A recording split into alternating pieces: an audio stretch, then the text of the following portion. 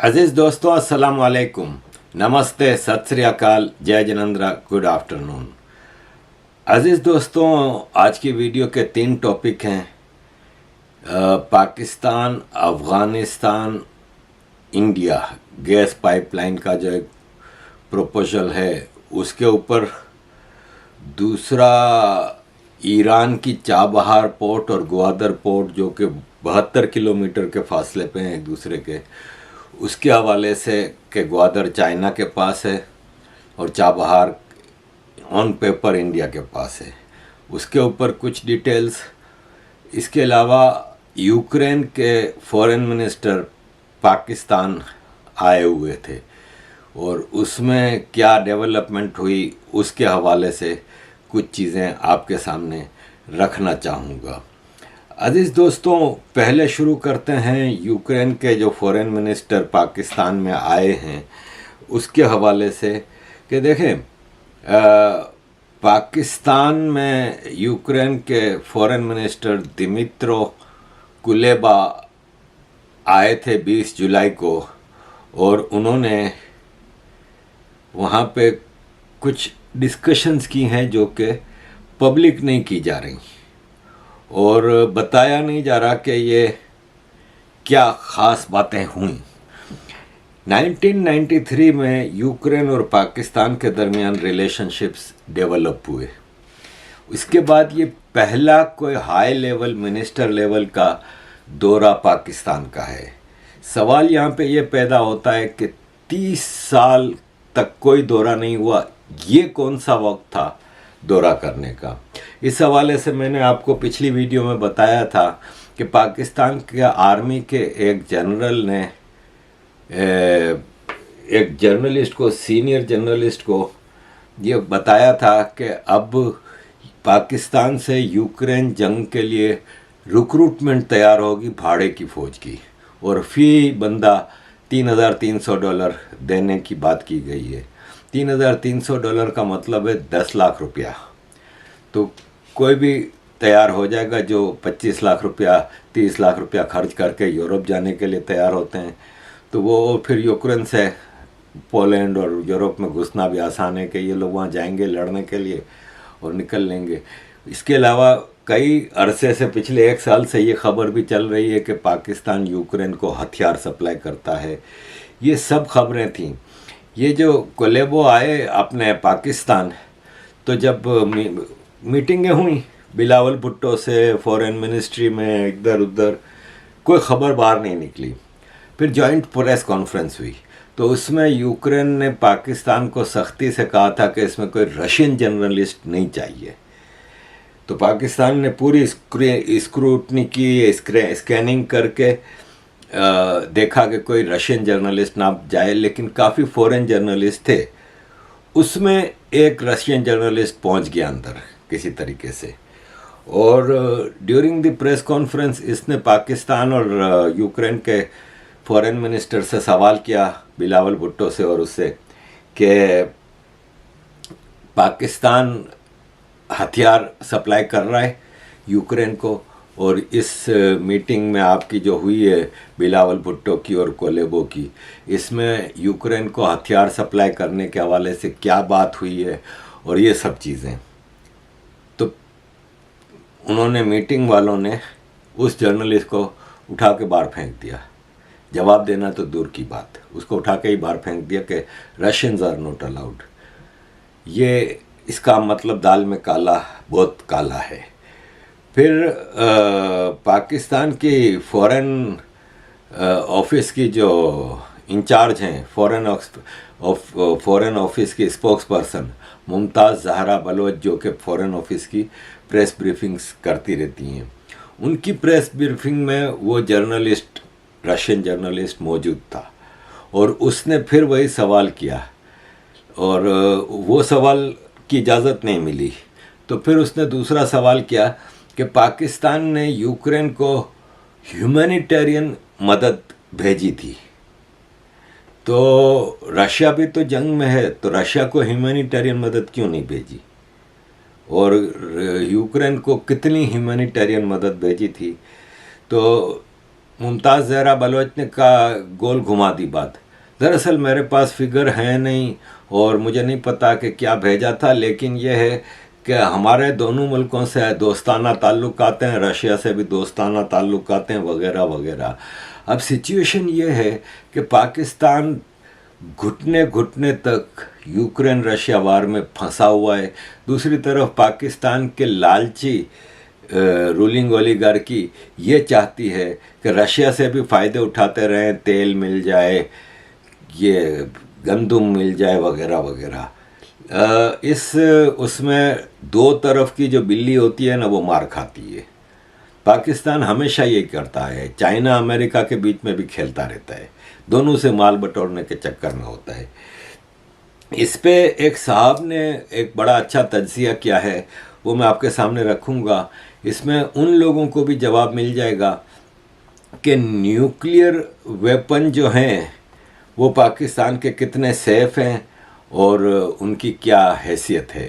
तो ये आपके सामने मैं इन साहब की पोजीशन रखूँगा कि किस तरह पाकिस्तान IMF से एक टेम्पररी बेल आउट पैकेज तो ले लिया है, लेकिन पाकिस्तान बच नहीं सकता अपनी बर्बादी से, और पाकिस्तान बहुत बुरी तरह घिरा हुआ है, अपनी बर्बादी की तरफ सफ़र इसका जारी है।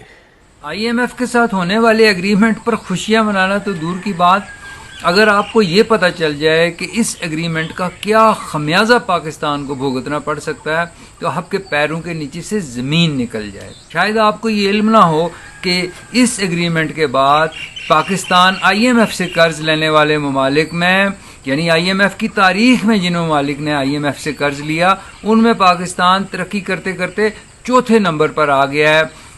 तीसरे नंबर पर यूक्रेन, दूसरे नंबर पर इजिप्ट और पहले नंबर पर अर्जेंटीना है। अर्जेंटीना और इजिप्ट के हवाले से शायद आप जानते हों कि इन ममालिक की माशी बदहाली की वजह सियासत में फ़ौज की मुदाखलत थी, लेकिन यूक्रेन के हवाले से शायद आपको ये मालूम ना हो कि यूक्रेन 8.25 लाख आर्मी और दुनिया के तीसरे न्यूक्लियर आर्सेनल वाला मुल्क था, लेकिन 1996 में क्योंकि यूक्रेन की माली हालात बहुत ख़राब हो चुके थे, सो उसे एक एग्रीमेंट करना पड़ा जिसके तहत उसे अपने तमाम न्यूक्लियर एसेट्स जो थे उनसे दस्तबरदार होना पड़ा।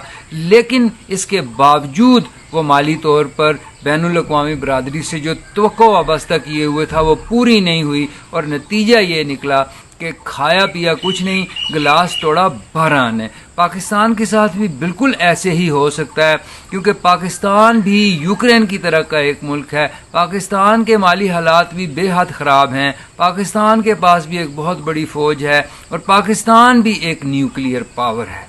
लेकिन इससे पहले ये जान लेना ज़रूरी है कि पाकिस्तान दुनिया के ख़तरनाक तरीन ममालिक में भी शुमार किया जाता है। शायद आपके इल्म में हो कि दुनिया में एक इदारा ऐसा है जिसका नाम institute of economics and peace है, जो एक ग्लोबल पीस इंडेक्स बनाता है, जिससे ये पता चलता है कि दुनिया के अमन को किन ममालिक से सबसे ज़्यादा ख़तरा है।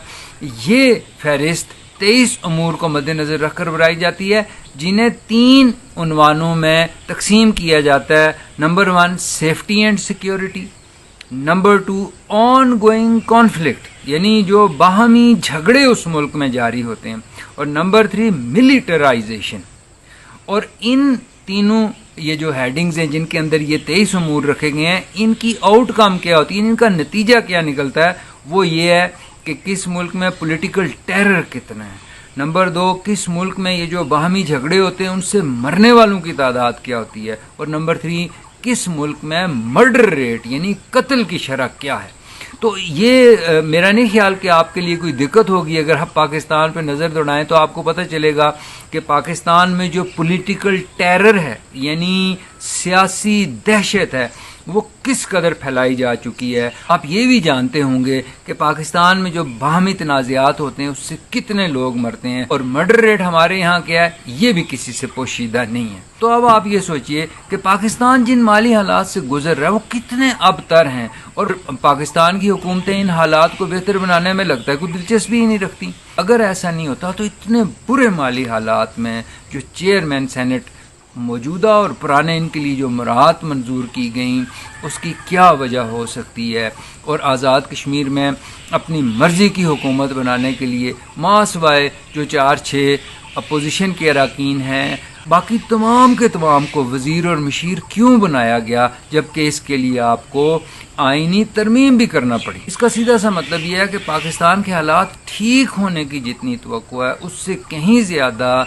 इसका इम्कान है कि ये हालात और ज़्यादा ख़राब होंगे। तो उसके बाद क्या होगा? उसके बाद बैनुल अक़वामी बरादरी आपको यही कहेगी, जिसकी एंटीसिपेशंस भी हो रही हैं, सारी दुनिया ये बात जानती है, सिर्फ हमें मालूम नहीं है। वो जो कहते हैं ना कि जाने ना जाने गुल ही ना जाने, बाग तो सारा जाने है। फिर पाकिस्तान को ये कहा जाएगा कि जी आप तो क्योंकि दुनिया के ख़तरनाक तरीन ममालिक की फहरिस्त में 17वें नंबर पर हैं, आपसे दुनिया के अमन को ख़तरा है, सो आप माली तौर पर भी बहुत कमज़ोर हैं, तो आपको हम माली तौर पर उसी सूरत में सहारा दे सकते हैं कि आप यूँ कीजिए कि आप अपने जो न्यूक्लियर एसेट्स हैं वो यूक्रेन की तरह उनसे दस्तबरदार हो जाएं। तो पाकिस्तान के पास क्या ऑप्शन रहेगी? वही जो यूक्रेन के पास थी कि खाया पिया कुछ नहीं, गिलास तोड़ा 12 आने। मैं आपको ये भी बता दूं कि जब बैनुल अक़वामी बरादरी इस तरह के एग्रीमेंट के ज़रिए जैसा यूक्रेन के साथ किया गया आपको आपके न्यूक्लियर आर्सेनल से फारग करेगी, तो उसके बाद वो आपको ख़तरनाक तरीन ममालिक की फहरिस्त से भी निकालने की कोशिश करेगी ताकि आपसे दुनिया के अमन को ख़तरा ना हो। इसका मतलब ये है कि आप जिस गड्ढे में गिरने से बचने के लिए ये सब कुछ कर रहे हैं जो पिछले 1 साल से दिखाई दे रहा है, ये करने के बाद दरअसल आप उस गड्ढे में गिरेंगे। अगर आपने अक्ल से काम न लिया और ये जिस रविश पर आप चल रहे हैं इसको खैर आबाद ना कहा, तो यकीन मानिए कि आपका हाल वही होगा जो यूक्रेन का हुआ, और उसके बाद आपके पास हाथ मलने के सिवा कोई चारा नहीं रहेगा। तो अजीज दोस्तों, ये आपके सामने जो सिचुएशन थी, इस हवाले से आगे हम बढ़ेंगे कि देखें,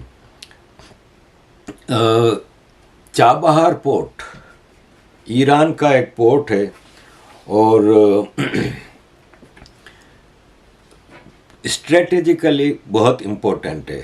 एक है स्ट्रेट ऑफ हर्मुज, ये जो है ना, ये अरब कंट्रीज़ जो मेन ऑयल प्रोड्यूसिंग इलाके हैं उसका वो छोटा सा पॉइंट है बोटल नेक की तरह, जहाँ पे ये समंदर लगता है। वहाँ पे ईरान की बंदर अब्बास पोर्ट है जो कि ईरान की सबसे बड़ी पोर्ट है, और वहाँ पे इमारात, ओमान, सऊदी अरब का दहरान वगैरह, ये पूरा इम्पोर्टेंट ऑयल एक्सपोर्टिंग रूट है। और अगर कोई बड़ी जंग होती है या कोई मसला होता है ना, तो वो ब्लॉक हो जाएगा और सारी ट्रेडिंग रुक जाएगी। तो उसके हिसाब से चाबहार पोर्ट है ना, उससे थोड़ा हट के है, और उस blockage, in case of war, blockage से ये पोर्ट बच जाएगी। तो भारत है ना, वो शुरू से इंटरेस्ट ले रहा था कि चाबहार पोर्ट पे हम कोई हिसाब किताब कर लें, लेकिन मसला ये होता है कि ईरान है ना, उसके ऊपर अमेरिका ने पाबंदियां रखी हुई हैं, तो उसकी वजह से इन्वेस्टर डरता है, और भारत भी इस हवाले से थोड़ा शशोपंज में था कि क्या किया जाए क्या ना किया जाए। और लेकिन असल मकसद ये था कि चाबहार भारत है ना, वो अपनी जो पोर्ट है कांडला पोर्ट, गुजरात से डायरेक्ट चाबहार थोड़ी देर में ही शिप पहुंच सकते हैं। तो भारत अपना जितना भी एक्सपोर्ट है वो कांडला से चाबहार बाय शिप, और फिर आगे बाय रोड ईरान से अफ़गानिस्तान होते हुए सेंट्रल एशिया, तो एक रूट बन जाता है सेंट्रल एशिया तक। ये चीज़ों की ज़रूरत ना पड़ती अगर पीओके गिलगित बल्तिस्तान भारत के पास होते, तो भारत का डायरेक्ट ज़मीनी बॉर्डर मिल जाता है अफ़गानिस्तान से। लेकिन ये मजबूरी इस सूरत में आई कि वो भारत के पास थे नहीं। तो अरसे से भारत कोशिश कर रहा था कि इस पोर्ट का हिसाब किताब भारत के पास आ जाए, और इसके लिए भारत की कंपनियां, भारत की गवर्नमेंट इस पे कोशिश करती रही कि किसी तरह चाबहार के हवाले से कोई एग्रीमेंट हो जाए। तो पहली बार 2003 में जब बीजेपी की सरकार थी, उस वक्त इस पे कोशिश की गई कि एक ईरान के साथ कॉन्ट्रैक्ट किया जाए और इस पोर्ट को हासिल किया जाए, और उस पे 2003 में बातचीत भी हुई। 2004 में इस पे थोड़ा मामला आगे बढ़ा, और ये सोच के कि अगर चाइना ने ग्वादर को as a military port use किया, तो हम भी चाबहार, जो कि 72 किलोमीटर दूर है ग्वादर से, उसको as a military port use कर सकते हैं। इसके अलावा ट्रेडिंग के हवाले से भारत के लिए ये बहुत ज़रूरी था। लेकिन हुआ ये कि इस पे कोई ज़्यादा डेवलपमेंट नहीं हुई। 2003 में MOU, memorandum of understanding, sign हुआ ईरान के साथ भारत का, लेकिन और 2004 में भारत ने एक कंसोर्शियम बनाया, और जिसमें अशोक लेलैंड और हिंदुजा ग्रुप वगैरह सब थे। लेकिन मामला आगे नहीं बढ़ा। बीजेपी की सरकार ख़त्म हुई 2004 में। 10 साल मनमोहन साहब की सरकार में ये मामला आगे नहीं बढ़ा। लेकिन उस दौरान चाइना ने ग्वादर पोर्ट डेवलप भी कर ली, फंक्शनल भी कर ली, वहाँ पे अपने बेसिस भी बना लिए, सब कुछ कर लिया। लेकिन भारत में इस पे कोई बढ़ के काम नहीं हुआ। और फिर 2013 में इंडिया ने नेशनल सिक्योरिटी, भारत की जो NSA है, उसने मिनिस्ट्री ऑफ एक्सटर्नल अफेयर्स को कहा कि भाई साहब चाबहार का कुछ करो, वहाँ पे ग्वादर पोर्ट फुल्ली फंक्शनल हो गया है, चाइना के कंट्रोल में आ गया है, आप यहाँ पे चुपचाप बैठे हैं। तो उस वक्त 2013 में सरकार ने कहा कि हम $100 मिलियन रखते हैं इसके लिए, और चाबहार पोर्ट को हम डेवलप करेंगे, क्योंकि ये एज सच डेवलप्ड पोर्ट नहीं है।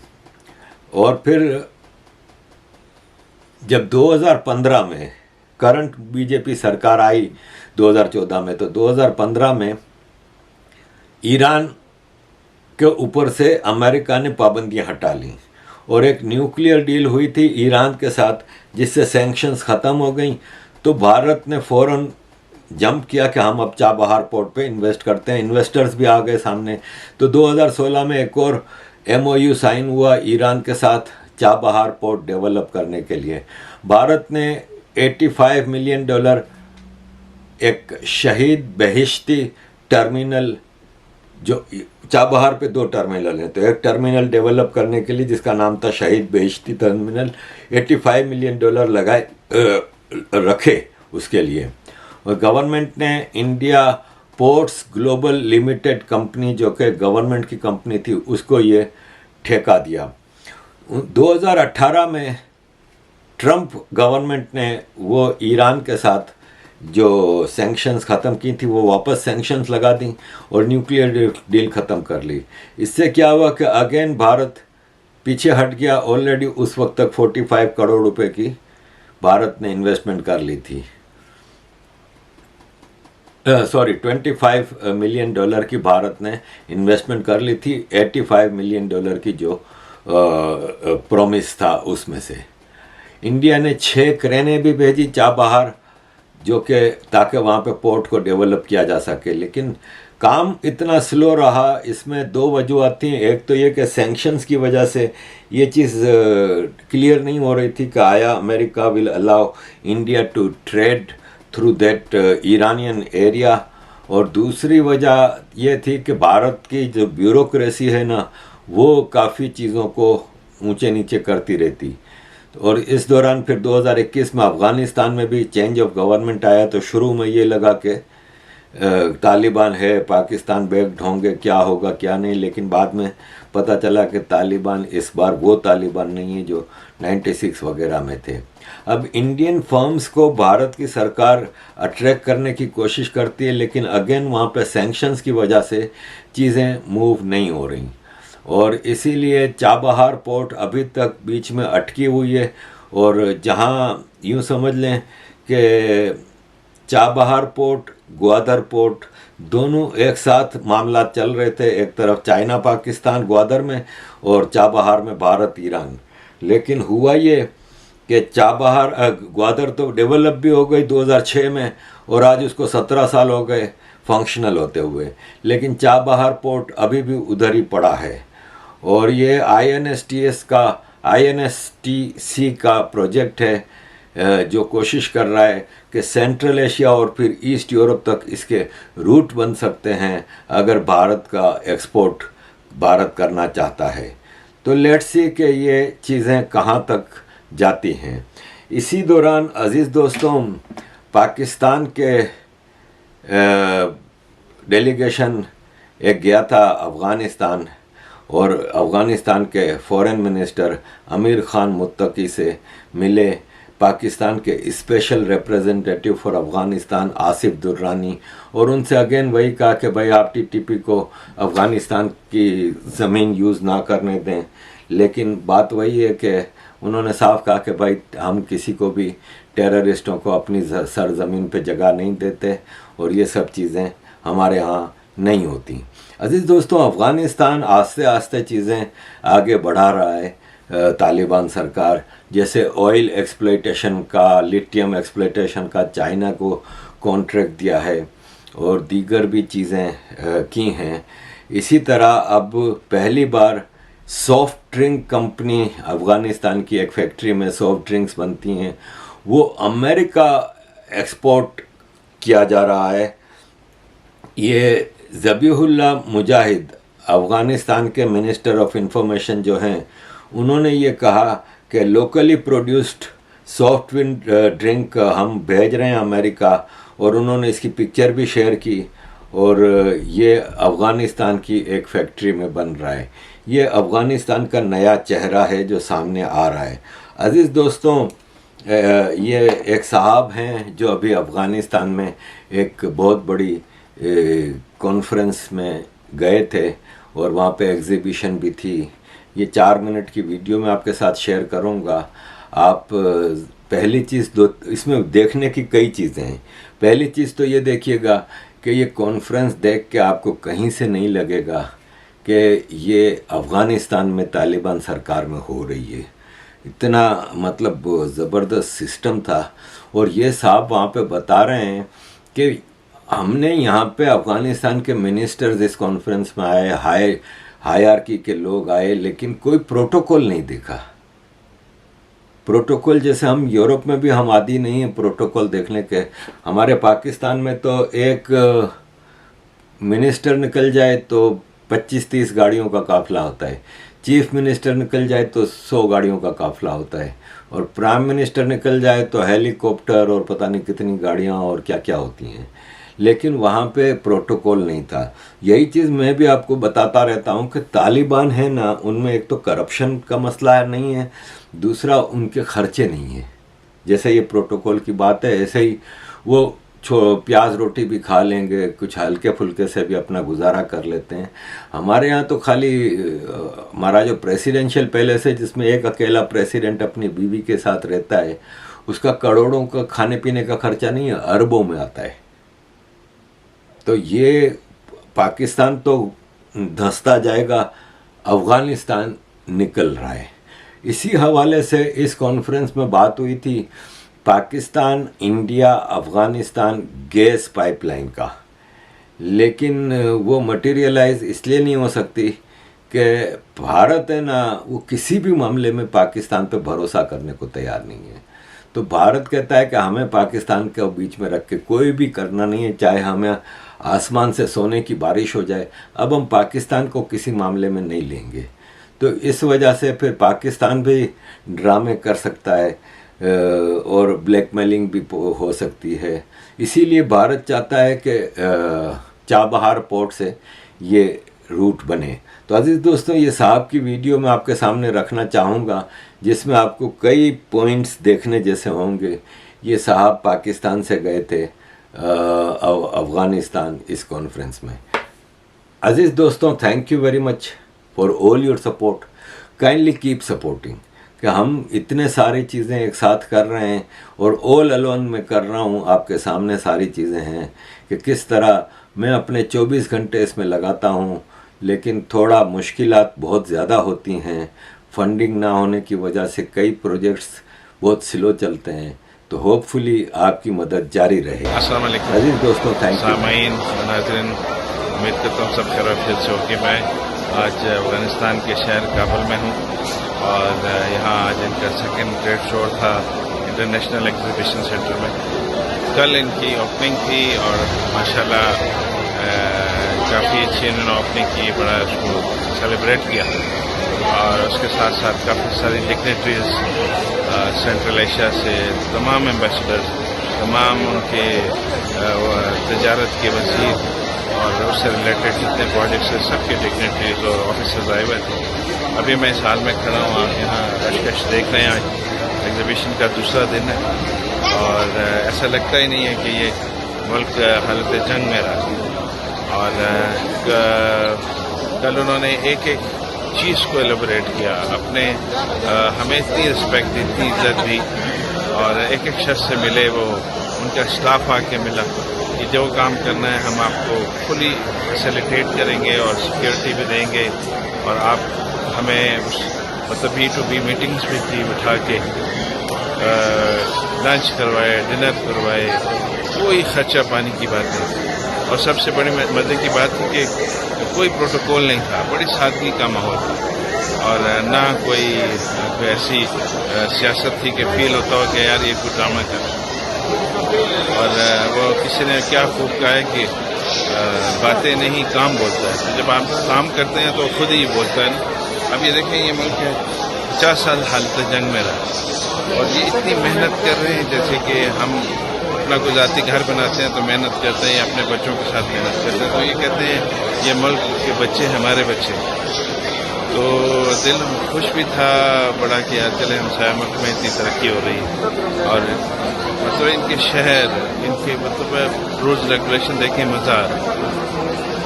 उसके अलावा जो इम्पोर्टेंट बात थी कि कहते हैं ना वो, बल्कि मैं क्या ही देता हूँ, कहते हैं जो कर्जदार होता है ना वो उसकी मिसाल ऐसे होती है जैसे वो किसी की बीवी है। तो बस हमारी मिसाल भी, हम भी एक मुल्क है, इस व्लॉग में मैं नाम नहीं लूँगा, हम भी उसकी बीवी है। वो हमारे साथ जो करना चाहे वो कर रहा है। कल शर्मिंदगी की इस बात भी हुई कि यहाँ पर पाकिस्तान और सेंट्रल एशिया के और पाकिस्तान और के बिजनेस को डिस्कस किया गया और एक प्रोजेक्ट जो टापी जिसे कहते हैं, Turkmenistan, Afghanistan, Pakistan, India gas pipeline, उस पर काफ़ी डिस्कशन है। तो यकीन करें वो लोग हम पे हंस रहे थे, इतनी शर्मिंदगी हो रही थी B2B मीटिंग्स में भी और उनके वज़ीर तजारत भी थे और लोग भी, कि वो कह रहे हैं कि हम तुर्कमेनिस्तान से गैस पाइपलाइन लेके जा रहे हैं इंडिया वाया पाकिस्तान और आप सिर्फ इसमें शामिल हो जाएं, दरमियान से इसका यू ले लें, कनेक्शन ले लें, आपको खर्चा भी नहीं पड़ेगा। लेकिन उन्होंने हमें कहा आपकी गवर्नमेंट ने मना कर दिया, वो कह रहे हैं हमें इजाज़त नहीं। और ये सुन के बड़ी परेशानी भी, दुख भी हुआ कि यार हम तो, हमारी तो जैसे तैसे गुजर रही है, हमारे बच्चों का क्या होगा। क्योंकि मैं गवादर में भी कंसल्टेंसी का काम करता हूँ पिछले 20-22 साल से। यकीन करें वहाँ पर भी ईरान ने हमें गैस पाइपलाइन और बिजली अपने बॉर्डर पे सब चीज़ें रेडी करके रखी हुई हैं, लेकिन हम ले नहीं सकते। क्यों जी, माई बाप खफा हुआ। तो बहरहाल मैंने कहा थोड़ा सा आपसे शेयर करूँ यहाँ क्या हो रहा है। देखें बच्चे खुशी से मिल रहे हैं आपस में, सब सारी फैमिली को गलत प्रोपेगेंडा किया जाता है कि यहाँ पे अफगानिस्तान में मसला मिसाल ये देखें आपके सामने, इससे बड़ा सबूत मैं आपको नहीं दे सकता कि सब कुछ आपके सामने चला। बस इस दुआ के साथ काम करूँगा कि बस अल्लाह हमारे मुल्क के खुदादाद पाकिस्तान की खैर करे। बहुत शुक्रिया आपका। वास्सलाम।